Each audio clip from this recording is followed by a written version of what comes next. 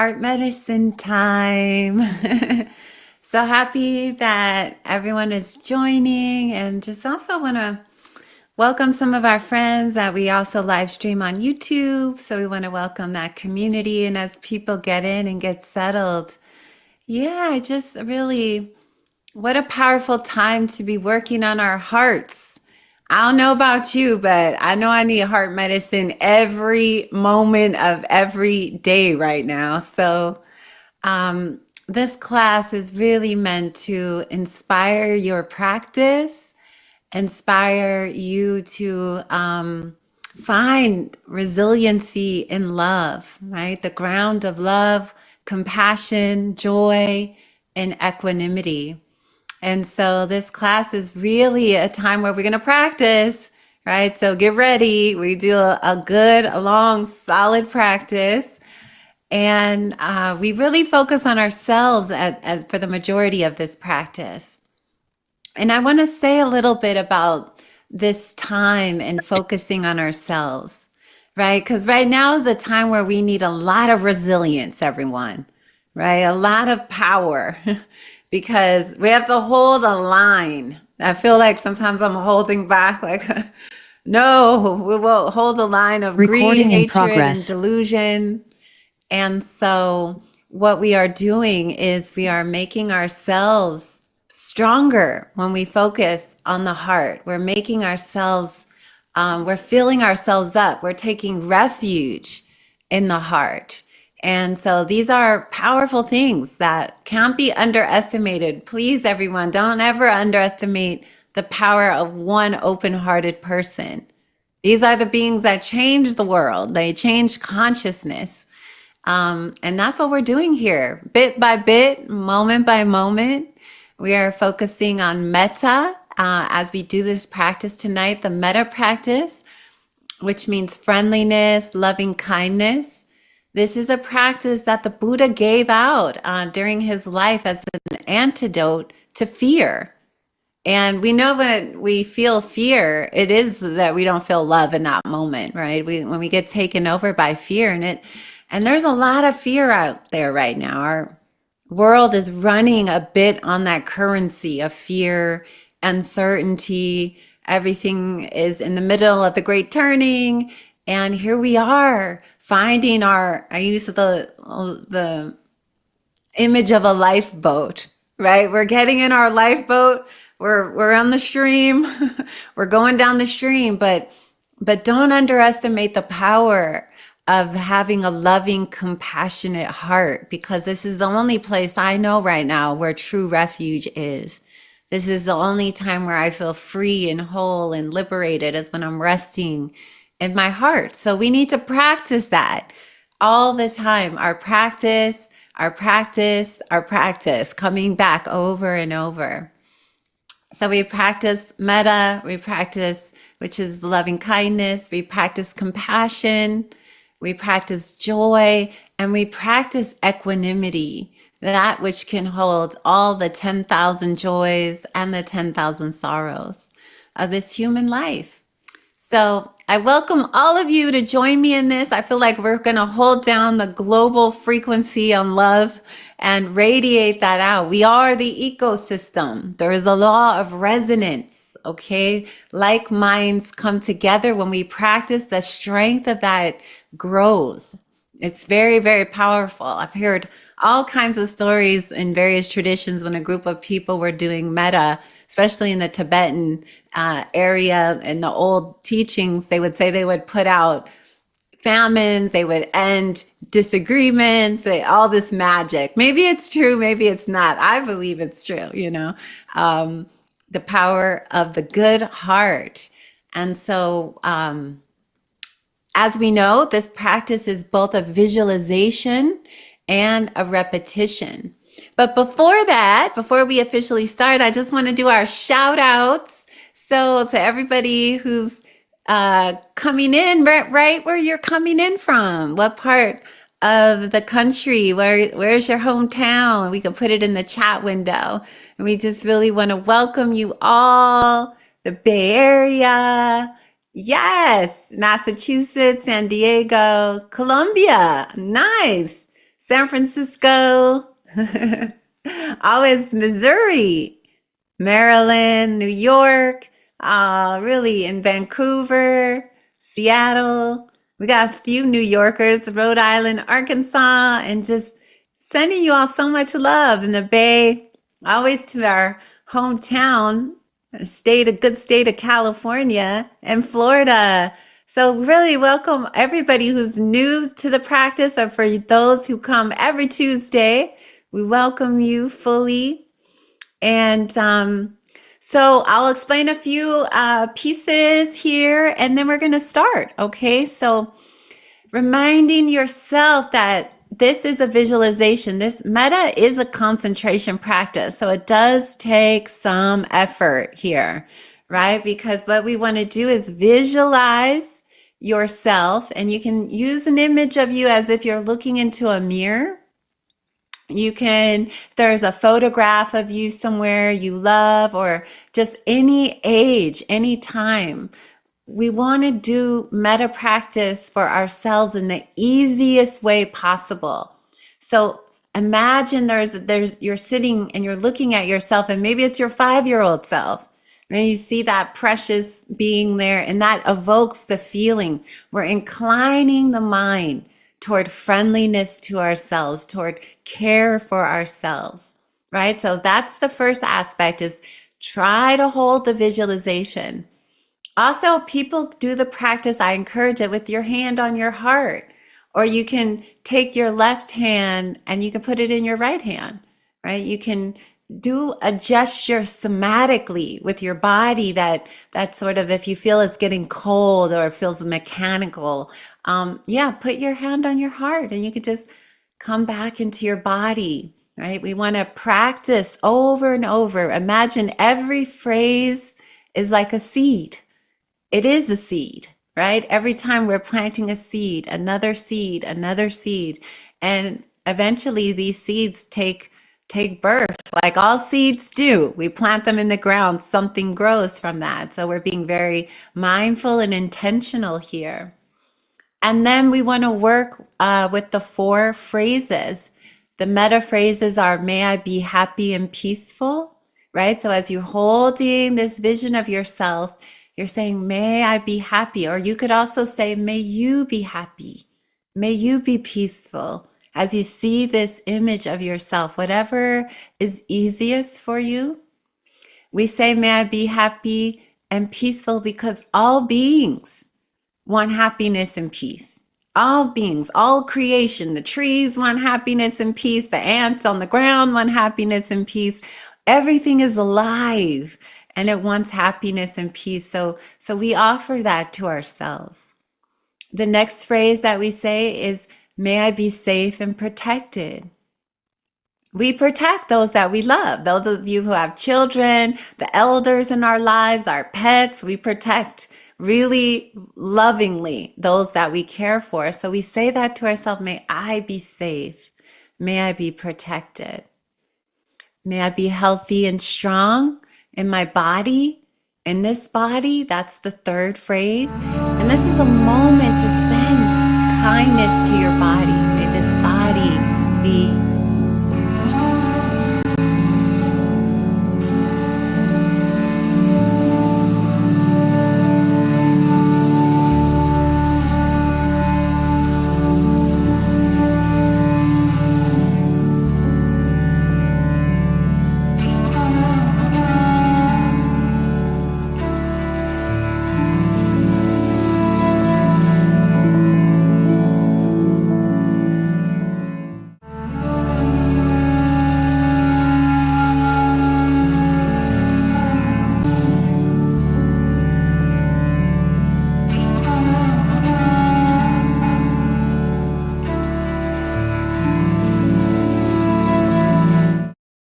and start to arrive and settle into your body.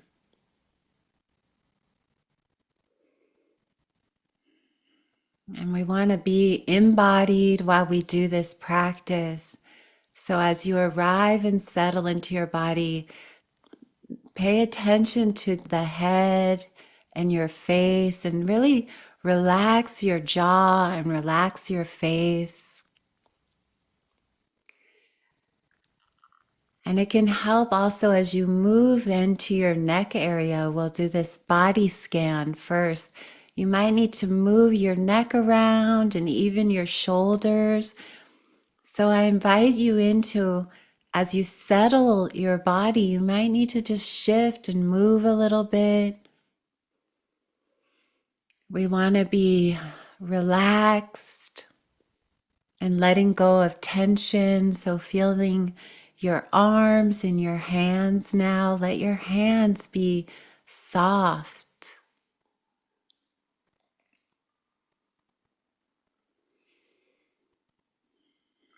As you bring your awareness into the heart center, into the chest area, just feel the center of your heart.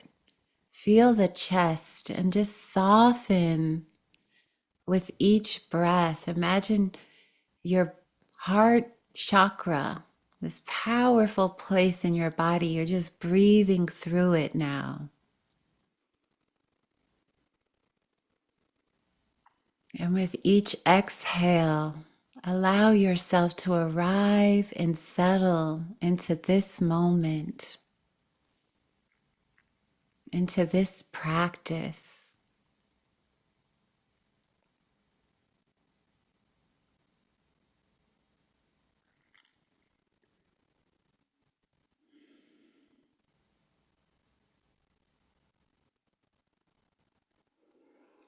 And now bringing your awareness to your belly area. Underneath your belly button, take some deep belly breaths and let your whole body begin to settle deep in the belly. On the exhale, see if you can let go more and more. Any holding, any tightness, any clenching.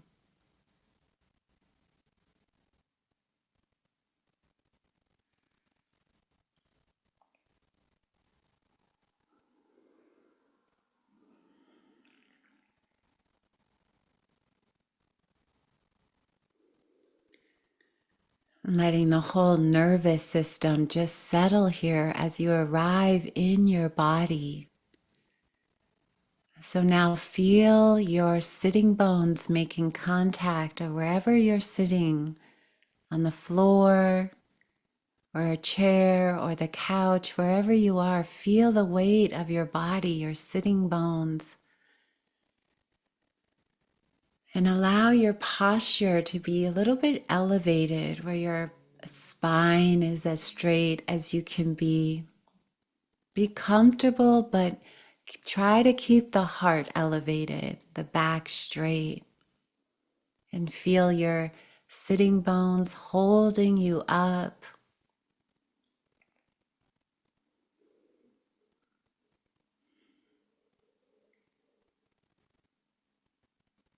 And feel your legs now, your upper legs and your knees. And we're just sweeping through the body with awareness, allowing ourselves to feel. So as you feel your knees, just take a moment, take a breath. Feeling your lower legs and your calves, and your ankles.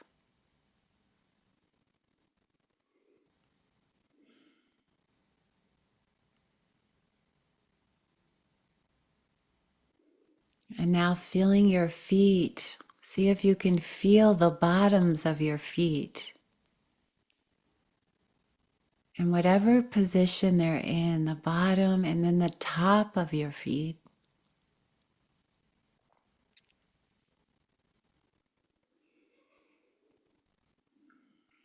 And allow your full presence in your body. We're arriving and we're settling. And as you sweep through the body, come up and back into the heart center. And as you take a breath in, just feeling the breath as we begin with the phrases. And as we work with the practice, try to keep with the visualization, but also keeping touch of where your body is and feeling the chest and the heart center. So we stay connected to the body as we do this practice. And now see a vision of yourself or begin to pull up an image as if you're right here in your mind. You see your face, you see your eyes, you see your hair. And as we hold this vision, I want you to see yourself through the eyes of the Great Mother, through the eyes of Kuan Yin, the Mother of Compassion, the great Bodhisattva heart, through the eyes of love. And as we hold this image of ourself, we just begin offering. May I be happy and peaceful.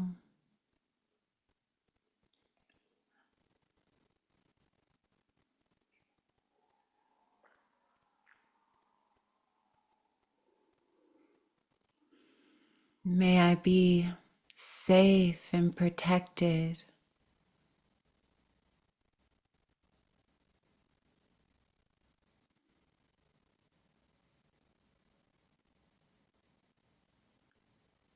May I be healthy and strong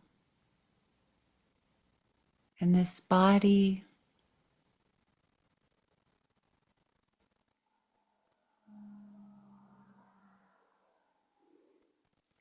And may I live with ease and joy and well-being.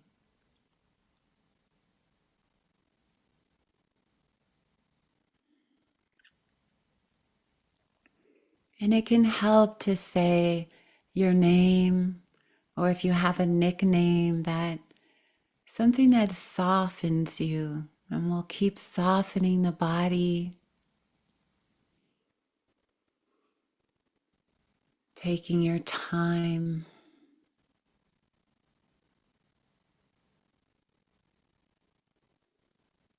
May I be happy and peaceful.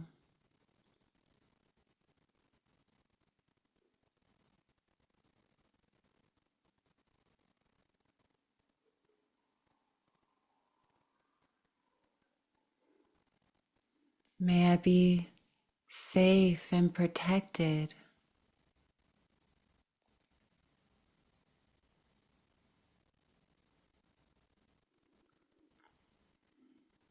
May I be healthy and strong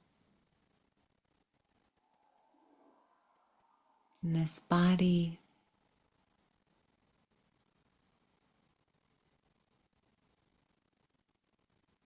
May I live with ease and joy and well-being.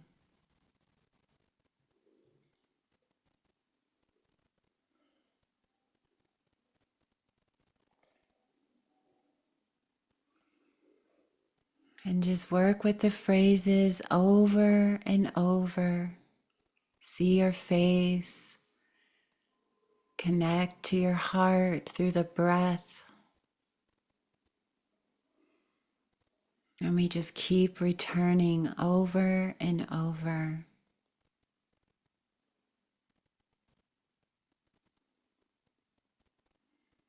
So on your own for a bit here.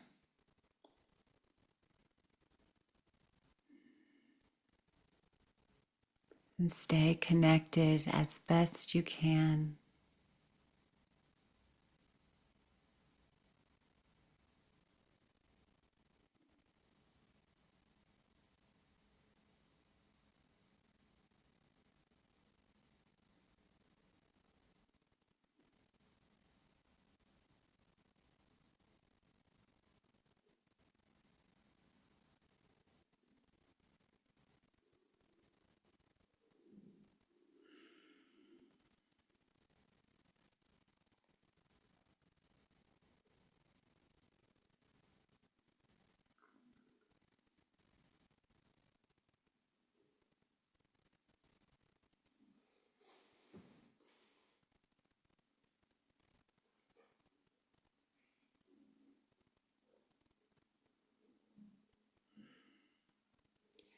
seeing yourself through the eyes of the Great Mother, through kindness and care.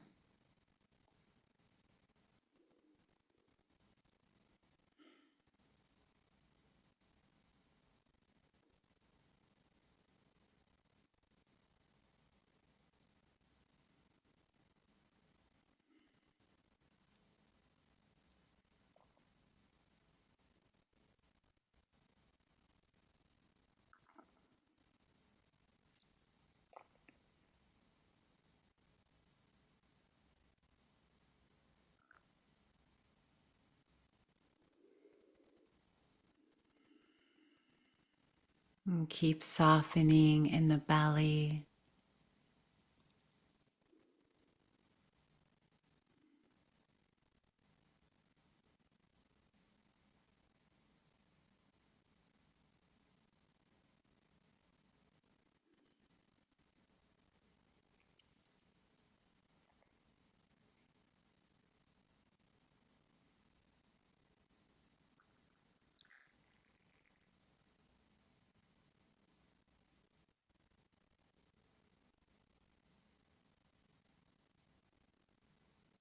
And may I be happy and peaceful.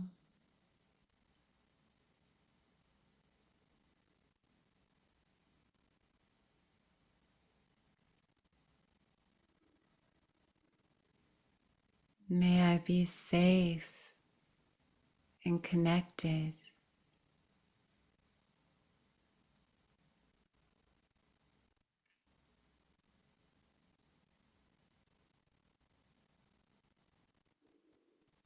May I be healthy and strong in this body.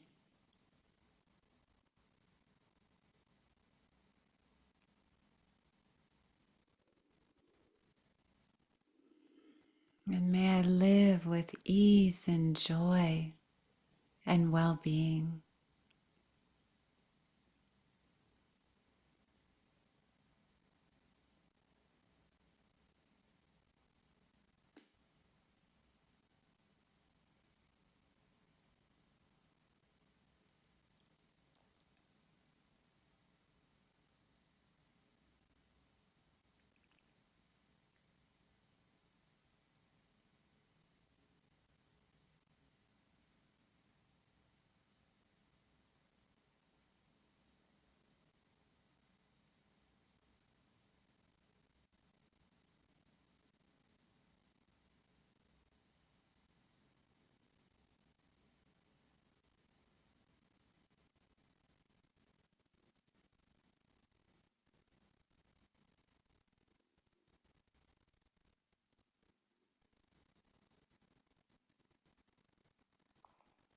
You could say, may you be happy and peaceful.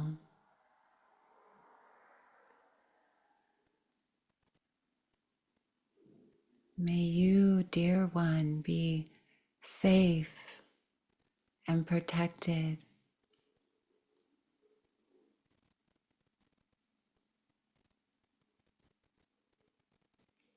May you be healthy and strong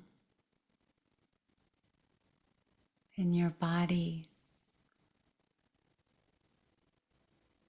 And may you live with ease and joy and well-being.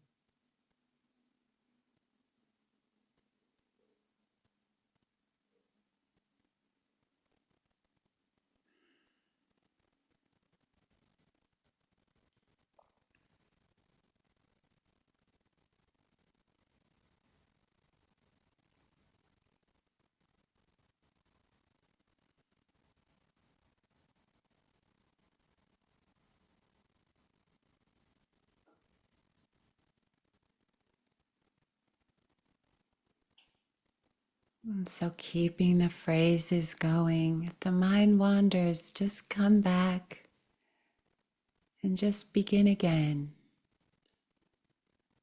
Holding the image,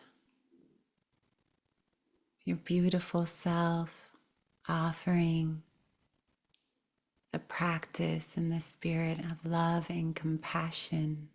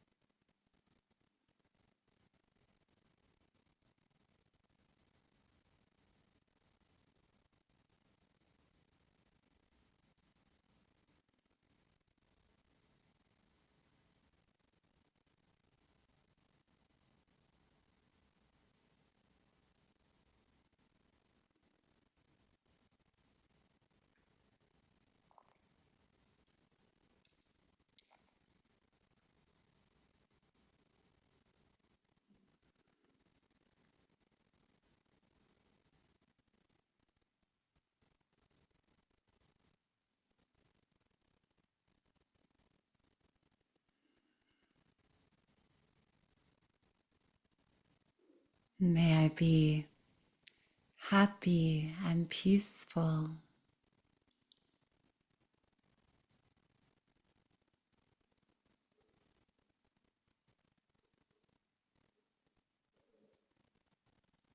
May I be safe and protected.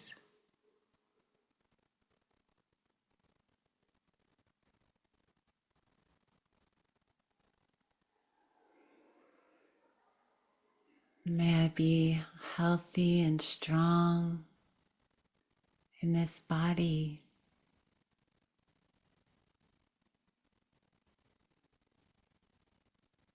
And may I live with ease and joy and well-being.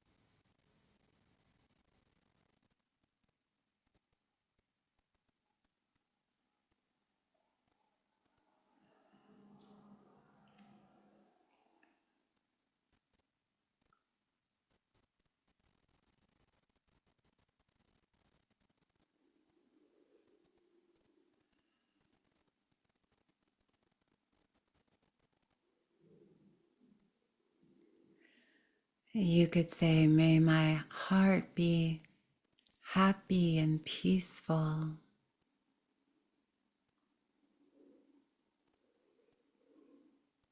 And you might want to place your hand on your heart as you say those phrases. May my heart be safe and protected.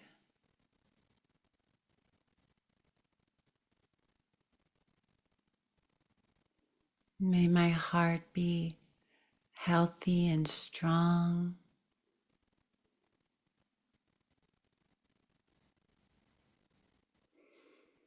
And may my heart live with ease and joy and well-being.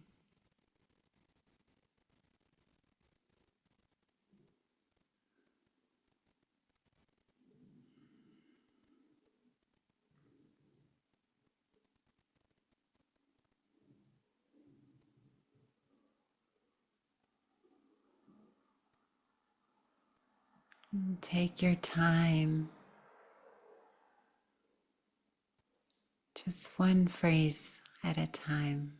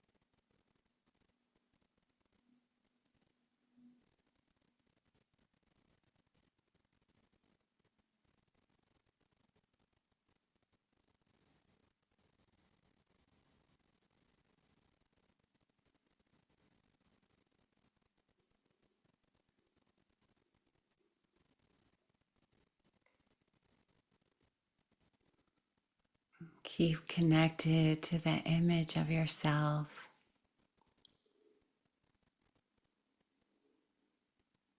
seeing yourself the way the Great Mother would see you, through kind eyes.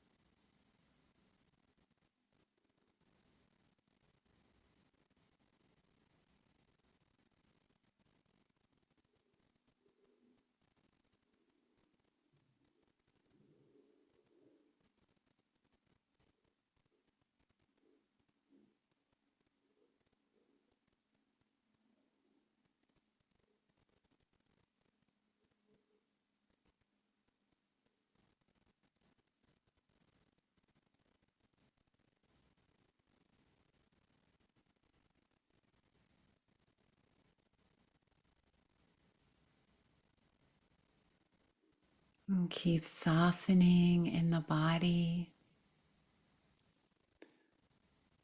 soften in the belly, soften in the heart.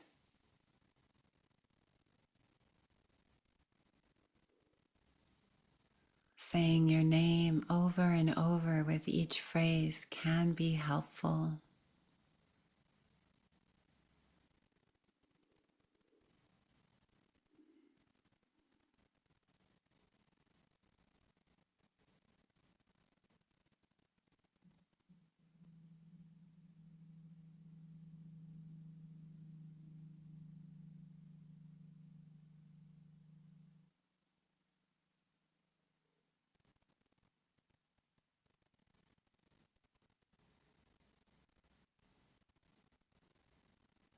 May I be happy and peaceful.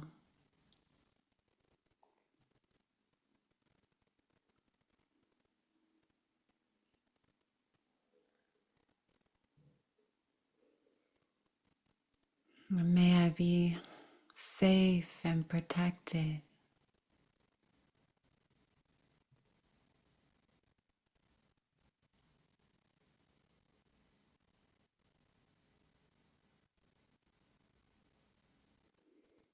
May I be healthy and strong in this body.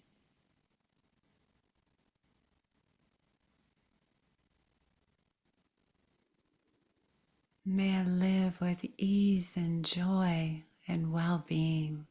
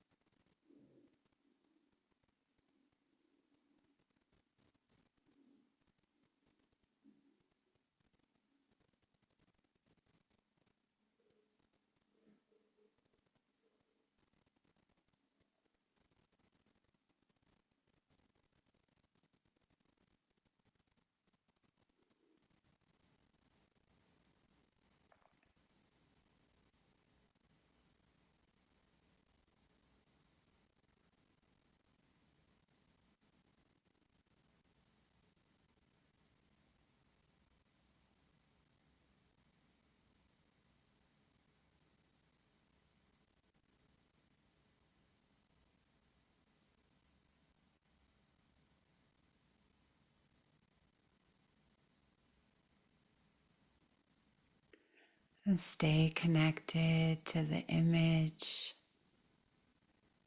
Keep the phrases going as best you can, one after the other.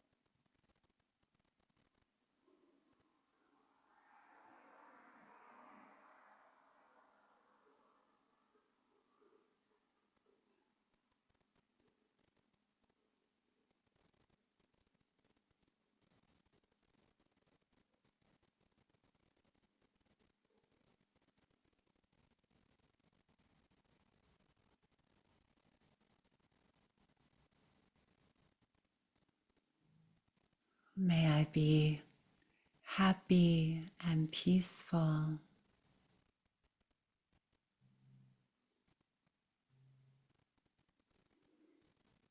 May I be safe and protected.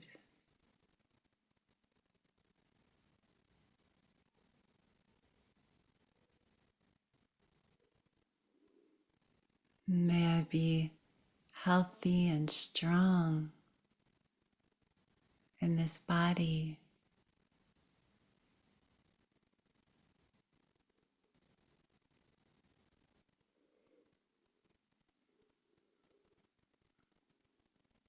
May I live with ease and joy and well-being.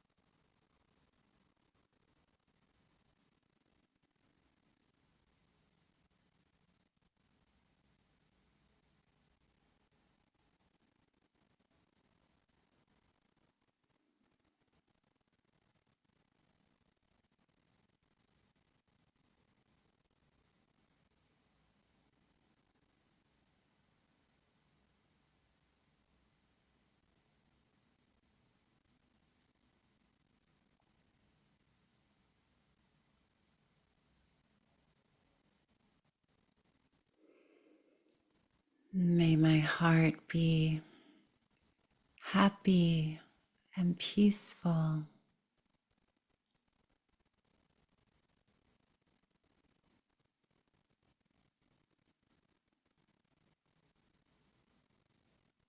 May my heart be safe and protected.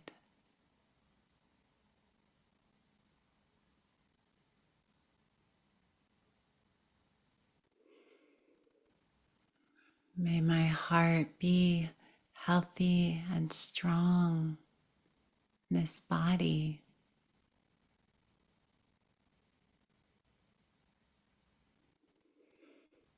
And may my heart live with ease and joy and well-being.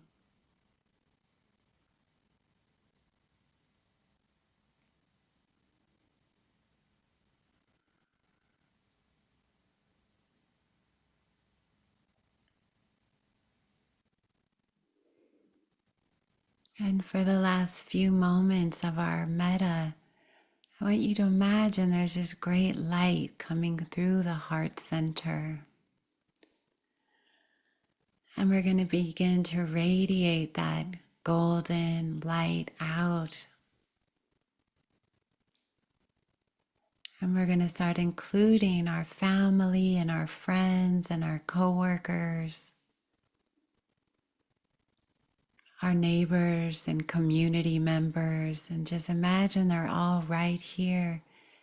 And we offer to them, may you all, our families, communities, be happy and peaceful.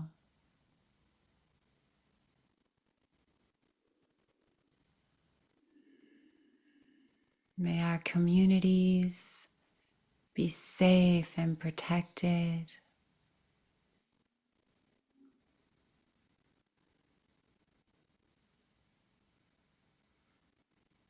May our communities be healthy and strong.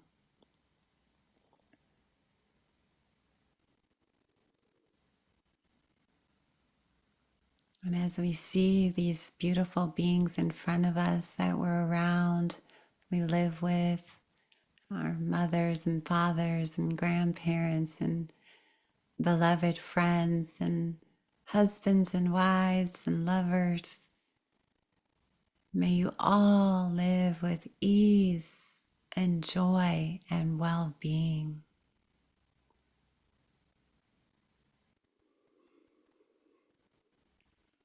And as we work with the center of our hearts in this light, this metta, let's expand even more to include all of the beings in our cities, in our state, in this whole country, North America and South America and Canada and all over the globe. May all the countries and nations be happy and peaceful.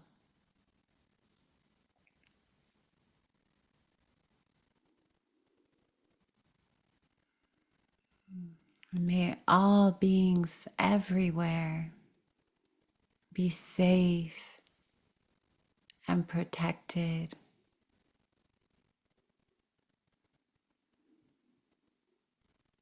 And just keep shining. Imagine whatever light you could radiate out. We just shine it out, including everyone, like the sun. Metta shines. And on this beautiful earth, Pachamama, we see this blue planet floating in space. May the earth be healthy and strong.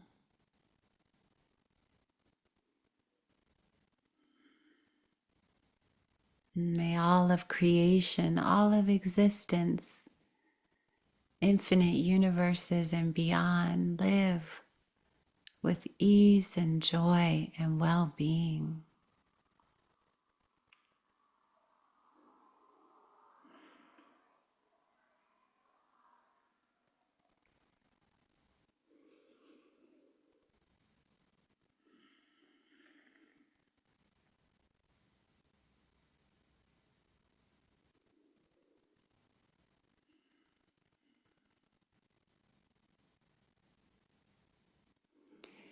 And as we begin to close out our practice, I always like to bring the hands together in prayer position at the heart.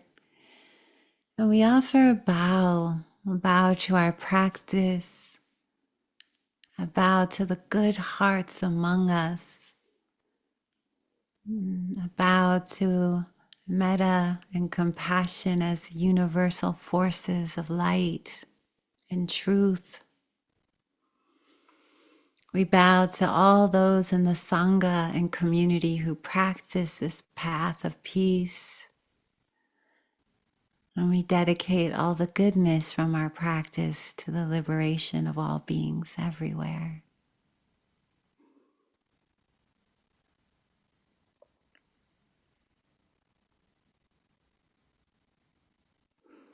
Om Mani Padme Hum.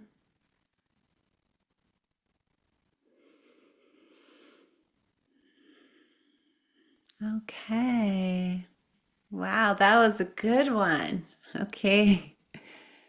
So just take a moment here and just if you need to move your body as you just we want to kind of keep embodying our metta. And yeah, that felt very strong, everyone. I felt we were aligning with the cosmos on that one. They're all powerful, but thank you all for practicing. And if you need to stand up and move your body or get some tea, we're going to have a little bit of a Dharma talk and even some questions. We always have questions about the practice. But again, I just really, really want to thank all of you for practicing. Metta can be very challenging. I was leading a retreat over this weekend with a group of activists. And they were struggling with metta. They're like, oh, I hate metta. And I was reminding them, right? It was bringing up and I want to just remind you that metta is a powerful purification practice. You could be sitting there doing metta and all of a sudden the mind turns to hatred, anger, fear. It could actually bring up a sense of being numb and also sadness. And so when we were doing these practices, I noticed that sadness was getting evoked in people because we spend our lives very much, a lot of us who have big hearts, we spend all the energy external, right? We love our cats. We love the people across the world. We love all the projects we're invested in. We are servants. We love to serve. But then when we try to sit down and do these heart practices for ourselves, we start to see the real walls there. And that can be really frustrating at times, really painful. Like just the thought of sitting down and doing metta can make some people scream, right? And there's just go out of their body. They can't do it. Just the simple practice of just wishing ourselves well. So that's a really big disconnect, everyone. So if you're noticing that that's happening to you, where you're in the middle of it and you're like, oh, when is this going to be over? I'm done with this. I hate it. Why did I come? Or this anxiousness or this restlessness or all of these are aspects of the practice really working for you. I know people don't want to hear that. I actually think that's a good thing, right? Because anything that's not metta is coming up to be purified, right? Anybody who takes this vow, I'm going to live with an open heart. Wow, watch out, be careful, right? It's like, oh, really? It's almost like the universe then enters into a game of test. Like, how much do you want to open your heart? How about this? How about this? Right? And we just keep being met with obstacles. Are we keep being met with aspects of ourselves that aren't integrated? Right? Things we think that we're rooted and compassion. And then all of a sudden, we see these places that show us where we have some limitation, right? Or where aspects that are not integrated. And so I say that it's a good thing to see them, because when we see them, then we have more clarity on what we're working with. So the harder the practice, the bigger the payoff. And when I was leading meta retreats at Spirit Rock for many years, I literally, before coming to the retreat, we would do the retreat for 7 days. And the retreat managers would be like, oh God, here's the meta retreat with Spring doing all, like, because the retreatants would be so fiery and stirred up and emotional, um, and they would often be coughing, getting sick, demanding to be taken to the ER. Something's wrong with my heart. I'm having palpitations, throwing up, full shamanic breakdowns would be happening. And they'd be like, why your retreat? This is so intense.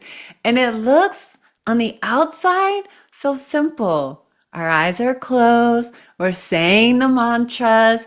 Why is it so evocative? Right? Because we are working with universal life force energy.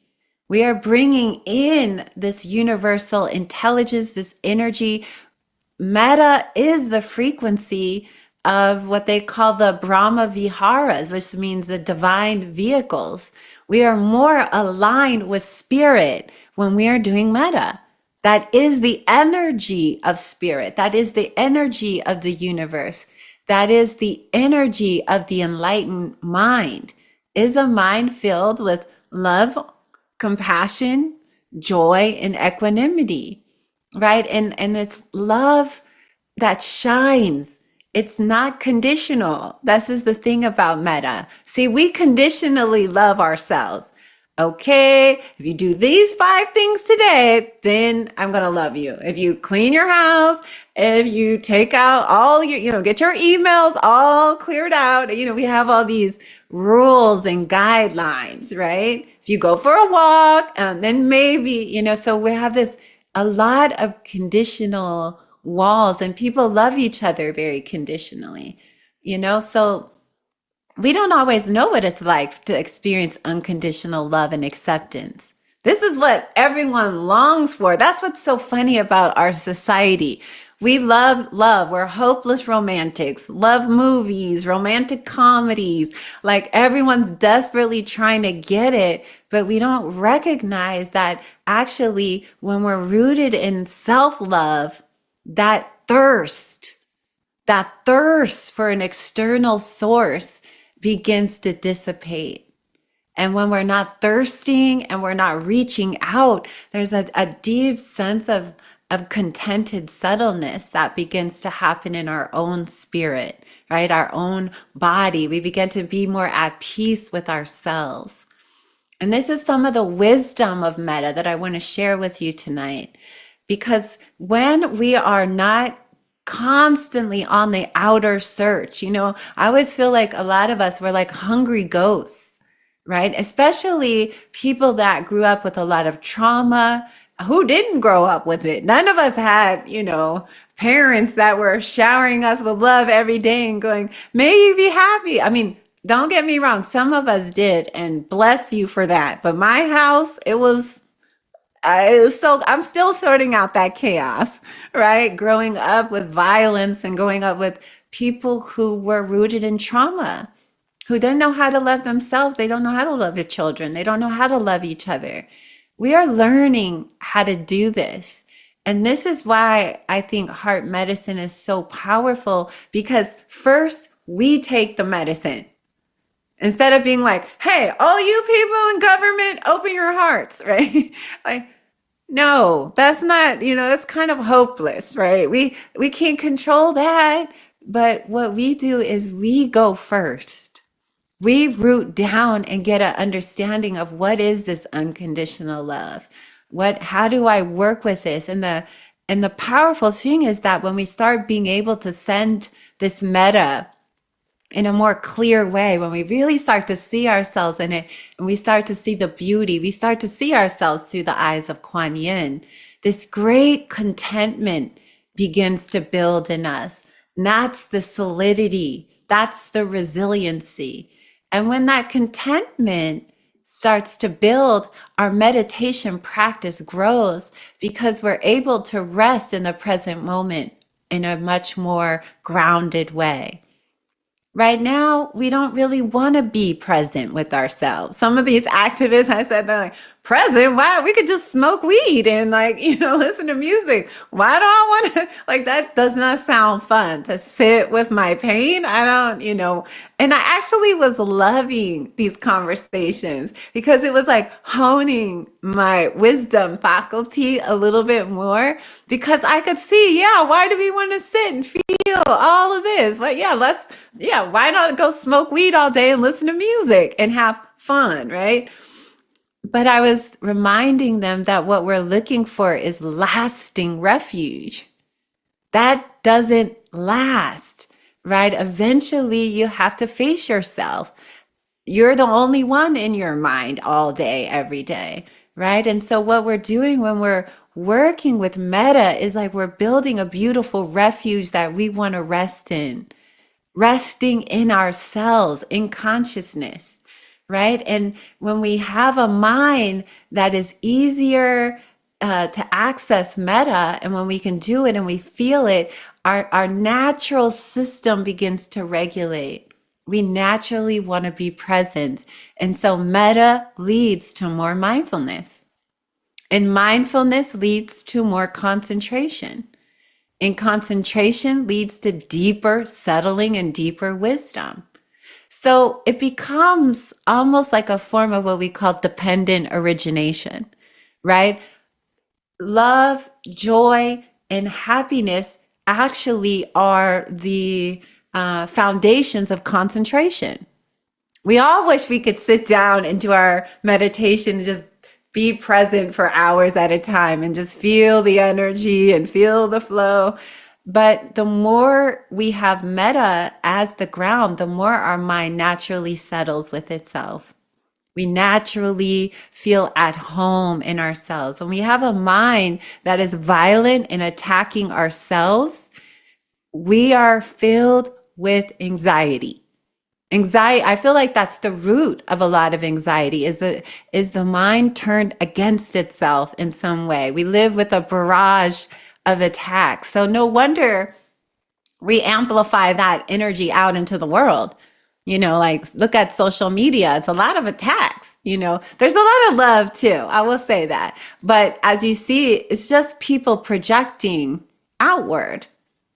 It's just humanity talking to itself all day, every day. You can see the content of what it's saying, right? Displayed out in the open. We never used to see that before.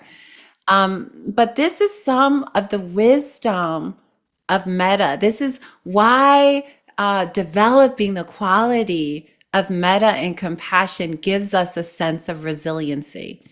Because when we don't have that, we're very susceptible to the judgments of others, and we're very susceptible to the energy of others.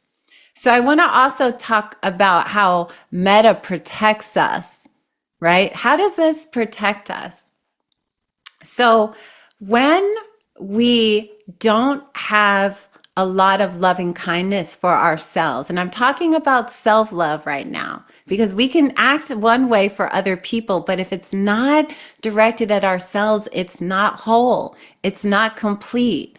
Our work isn't done. So how Metta protects us is, I always say, my love and compassion give me natural boundaries. Right? I don't have to effort at boundaries. When my mind's rooted in love, something's coming this way and my body just goes, nope, sorry, not that way. No. Right? It naturally creates the boundary.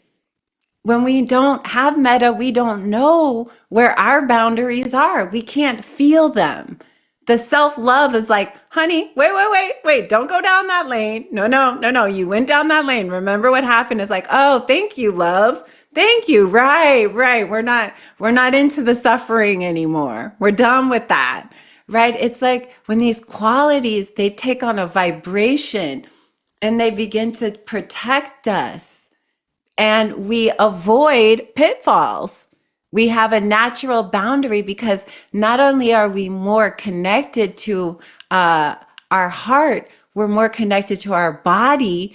And then we see the danger ahead. We see the difficulty ahead, almost like the metta gives us a kind of premonition, right? We're more also in touch with our intuition. So not only does it give us strong boundaries, I don't really have to effort with my boundaries as much now. I just know that's good and that's not anymore.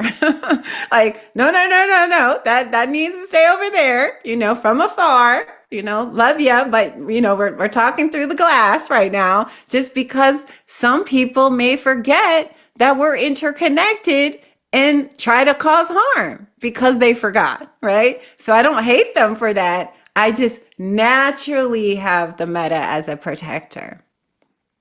Does this make sense, everyone? The stronger you have more of the metta, the less you have to worry about enforcement of the boundaries. It'll be a natural movement of the heart. Your heart will protect you because it's alive and feeling the energy of the moment. Okay? So the other wisdom faculty, which I was kind of alluding to, is that when we're rooted in our heart, this is the wisdom of the metta now, the more we are rooted in the heart, the more we are able to access intuitive power and wisdom, right? Because again, the energy of the heart is the same frequency as the Buddhas, the Bodhisattvas, Krishna, Shiva, all these energies of love. They're more what we would call 5D, right? I always say love. If for people who tell me, I want to be in the 5D, open your heart, right? That's the frequency, is love and compassion. That's all it is. You don't have to try to get on a spaceship and go somewhere else. All you have to do is stay here. Not easy, everyone. Let me say that. Not easy. Stay here and open, right? That's a state of mind. So when we're resting more in the heart, we have a lot more capacity to experience and access our own intuitive wisdom, right? We're more awake to synchronicities, right? We're more connected to grace, right? The more we're connected to the heart, we're also more connected to the magic of this human life. It's almost like the frequency of love takes us daily on a little adventure when we can access it, right? We feel that feeling of aliveness, of connectedness to all of life. And it's like when we open the heart, we're opening that satellite dish. We're opening a higher portal. We're opening like a star system activation.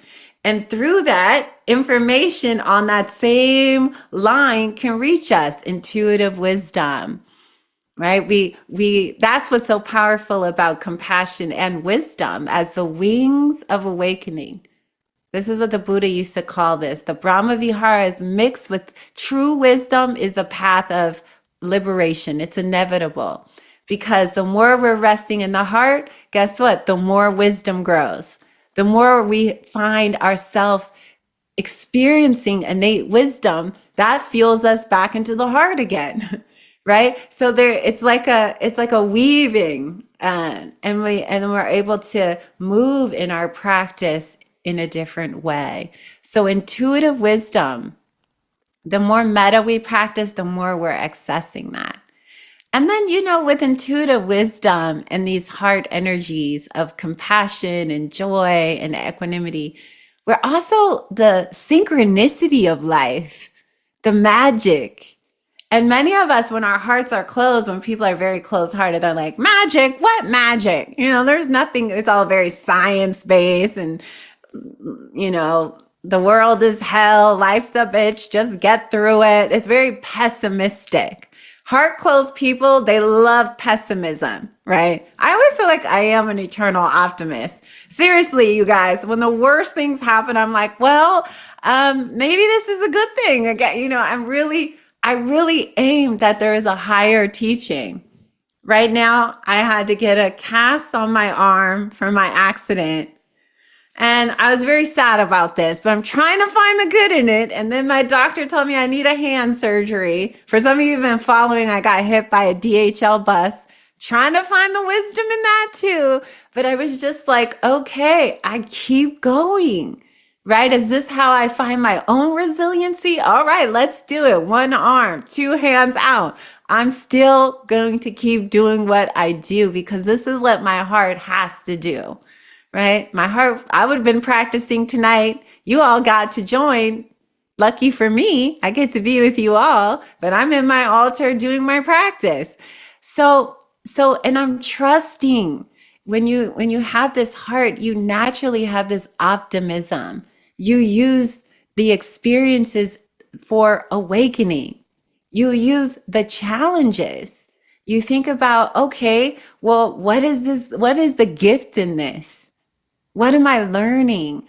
And then the synchronicities and grace when we have that openness, it's like we kind of live in that field of hope and prayer and trust and grace, like divine grace.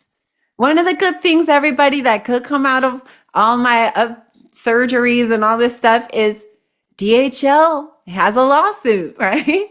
And I have one of those high-powered lawyers because I was run over by a DHL driver while walking who was like, "Oh, I didn't see you." Well, there's consequences for that, and maybe that's the money for the land that I've been dreaming. So everything we use the love, we trust that every trial is teaching us something.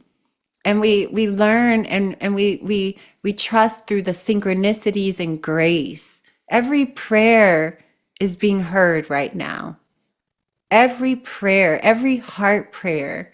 And so we learn how to really trust that. We learn how to live from that. So much of my work over the last couple of years has been with Harriet Tubman. As I wrote one book, I could write another filled with all these new messages. Harriet Tubman 5D. And so much of Harriet Tubman's work was so rooted in grace, prayer, and compassion. I mean, these unbelievable journeys, right? Through war zones, through getting people, on the Underground Railroad, getting them out, walking to Canada, I mean, all through everything. But there was this flow of this unceasing prayer. And Metta gives us access to that, right? The heart prayers that you put out, they are received. They are amplified right now. They are heard. And we start to trust that. So this is some of the heart wisdom that comes through the metta. We don't just think of metta as just that's just a easy love practice. All these hippies are doing that. No, the greatest masters ever alive on this planet spent so long.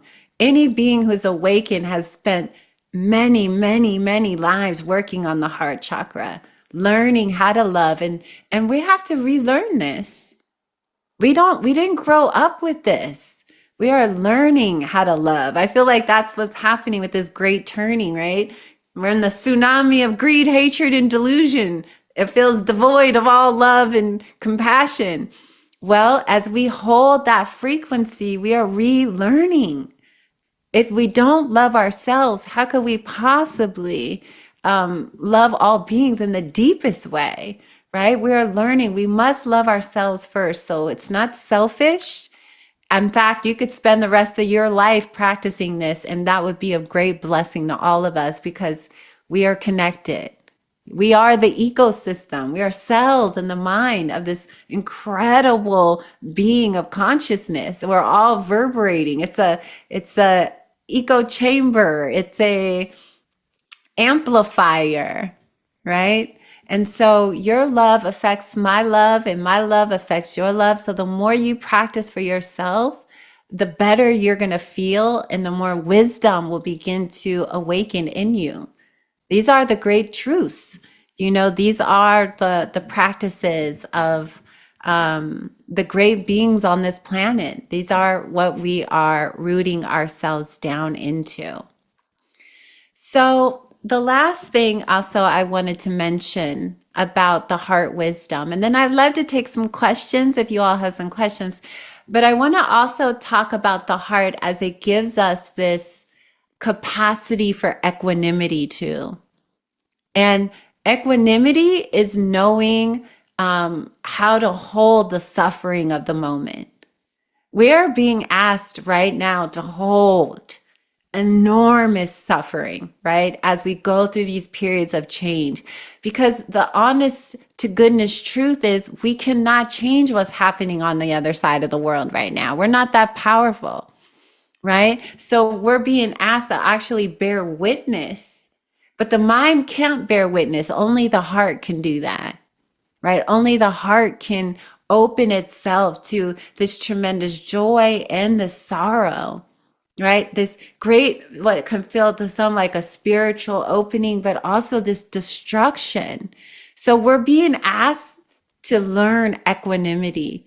How do I be with the sorrows and the joys of life right now? How do I go? Today I felt this tremendous grief, right? And I feel the grief. And then an hour later, I'm laughing again and I'm outside and it's the first sunny day we've had in Atlanta in a long time. And I'm like, oh, look, it's squirrels jumping outside, right? It's like we're holding this grief and then we're seeing squirrels jumping or our dog or our beloved. Like we also, this is what is a mature heart, a heart that holds everything and it doesn't shut down the joy and it doesn't shut down the grief.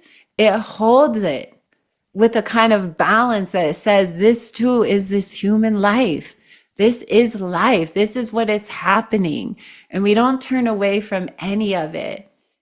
And when we feel like we're looking down too much in sorrow, we have to remember to look up and see the sun and see the stars and see the trees and the birds and the magic of life. Even in destruction, there's something that can never be stopped, right? It's always moving.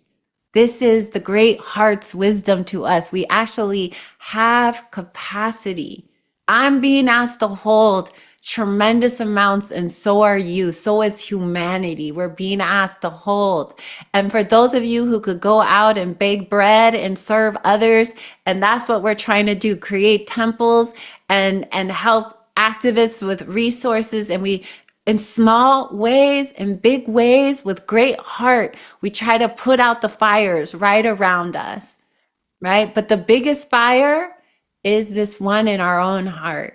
How we love ourselves. That is the biggest fire. That is what you came to earth to heal. How we relate to our own sense of self. This is the spiritual labor. The hardest thing you ever did. When people talk about wanting to be a badass, I'm like, oh, you want to be a badass? Try opening your heart to everybody. Until you could do that, don't try to act tough with me. You know, I feel like that, right? So easy to be a bully. Right? What? There's no work in that. That's easy. 2-year-olds can do that, right? That's not hard, but to open your heart and be that vulnerable, raw, real, just alive being, feeling. Yeah, there's not a lot of people doing this all the time. And so we're one of them. We're learning and all the wisdom that comes through just this opening and holding and trusting and allowing. So this was the wisdom of the heart, everybody. There comes great gifts with it, and it may feel like hard work at times, but I wanted to inspire you not to give up on yourselves and one another. We need this heart spirit alive, and the more we're practicing, the more we're like, I always see this energy of like when you see those emergency rooms and people come in and they're going like on those ER shows or whatever. They're like, are they alive? And then everyone's like, get those electric shocks. And they're like, I feel like we're doing that with the planet. Like shock open the heart.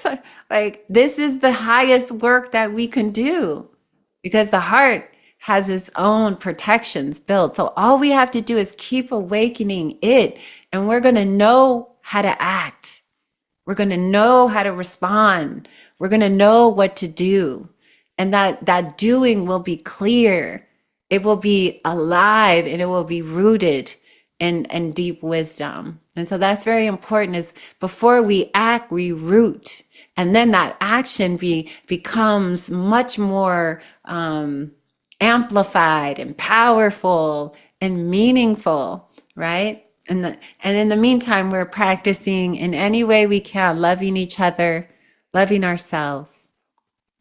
So I'm going to pause there for a moment, and I want to see if there's any questions, or we could also go to our beloved Baba Diva, who always has some good heart wisdom. We're like that TV show. Hopefully, Baba, you're there. Otherwise, I'll have to pick up and go to ask. Oh, okay, we have a question. Yeah. Maybe Baba's went offline for a minute. Okay. Madison, I see you over there. You can Hi. ask your question, or if you had a Thank comment. you. Yeah, I haven't heard you be so clear and succinct in a while. It was a gorgeous Dharma talk. So first of all, Thank thank you for that. And I hear it. And I was sitting here just thinking, and I don't know if you'd have some comments on this. I'm noticing that I have real fluctuations in moods. And I have whole weeks where there's depression, and then there's weeks where there's a ton of energy. And then I walked past a protest for Kiev and all of that stuff. And they said, yes, do something. And I thought, what can anyone possibly do? And I just stood there for a moment, feeling really helpless. And I thought, yeah, I wish these people the best, and I got to get out. There's nothing I can do in this. And then I also noticed many moments where I want people to give me space. And then it was pointed out to me in therapy that I get taken really easy. I'm really easily influenced. I got scammed out of thousands of dollars. So I'm noticing the fluctuations of all of Yeah. it, of when I want to push people away. And I thought like self-love should be no big deal.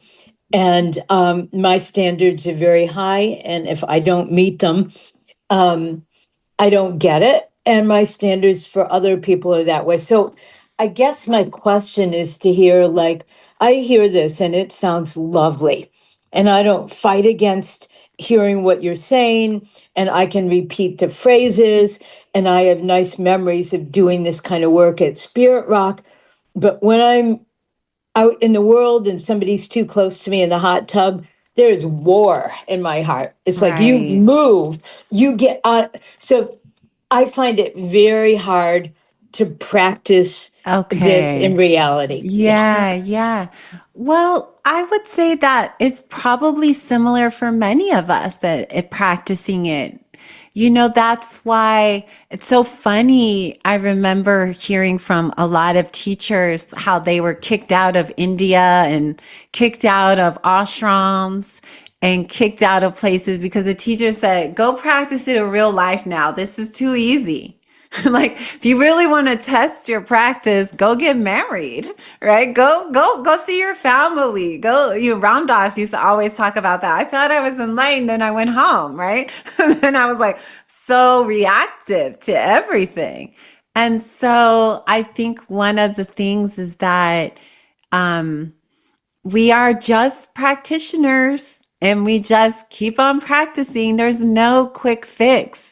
There's no blue pill, right? There's only the work of opening the heart. There's either not opening the heart or opening the heart.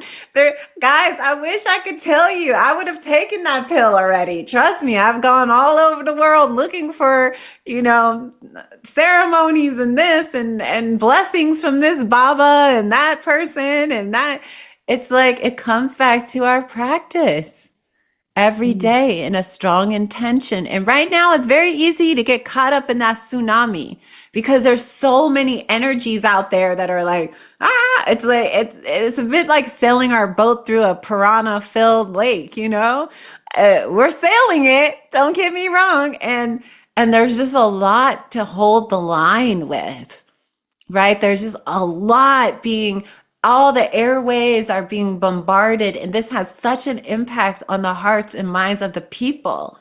People are very actually vulnerable to all this greed, hatred, and delusion, right? This is not easy. I think this is a unique time on the planet because never had it been amplified like this before globally on every channel, listen, and on the news and social media. It's like we're living in this echo chamber that, it's so loud. So I worry about people's mental health. And I know one thing is that we hold the line. The more we're rooted in the heart, the stronger you will be. Rooting in the mind is hopeless. It's dangerous, right? Come into the heart, come into the body. The body can hold this. We have to remind ourselves that the heart has deep roots. It can hold what is happening, but the mind cannot. So we do our best every day, get up in the morning with the intention. And maybe you make it 5 minutes through the day before you go off. Okay, well, you tried for 5 minutes. Just begin again.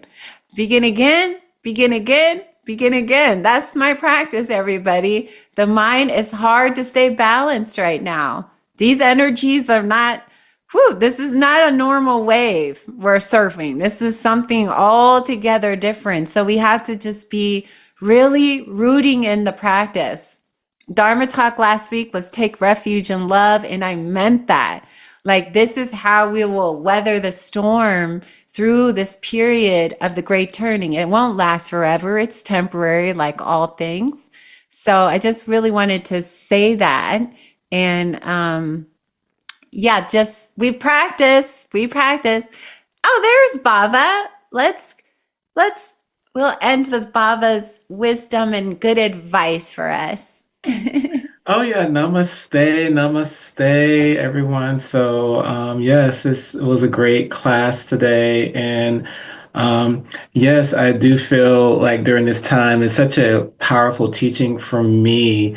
Well, the first thing my mom always goes back and reminds me, and you quoted my mom before, like there's power, there's things going on in the world, but we know there's an ultimate power that is really pervading all these realities, right? So everything, there's so much that I find is doing my own inner work with my own inner heart, because I know there's also design that is also happening that's beyond what I can control.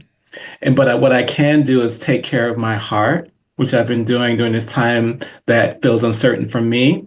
And I've been blessed to be able to have ways where I can creatively serve because the need for love and connection is still there, especially with my family and some of my friends going through. There's always, if I find times where people really need something. And I do find when I'm in my practices, we're all getting the call. And I know when it's time to move in a dynamic way, if we're quiet enough, Harriet, or whatever. I know for me, my form is Harriet coming into form now. I know where and how to move. So yeah, that's what I keep doing. So it's exciting time of transformation. That's all I can say. Thank you, Bava. And everybody, we are going to be going all the time. I have a ton of stuff I'm launching that is about all these practices. Okay. I feel very motivated. You can come here. I have a day long on the heart coming up. I even doing a retreat, a medicine retreat in May for those of you who want an accelerated. I have Unfolding the Great Heart in California, where we're going to do plant medicine and metta. So I'm serious about this heart business. Okay, when I said I had the image of those shock, doctor shocking the system back in, that is what we're trying to do collectively. That's what we're trying to focus on. So you can join me on here every Tuesday night. Anyone can come. No one's turned away for lack of funds to any of my events. And also, I have several things coming up that are about this heart energy and keeping going. Being together is good, everyone. We're gonna need each other, especially the heart people who are kind of on that frequency, because the more we come into resonance, the more we grow it, right? It amplifies it.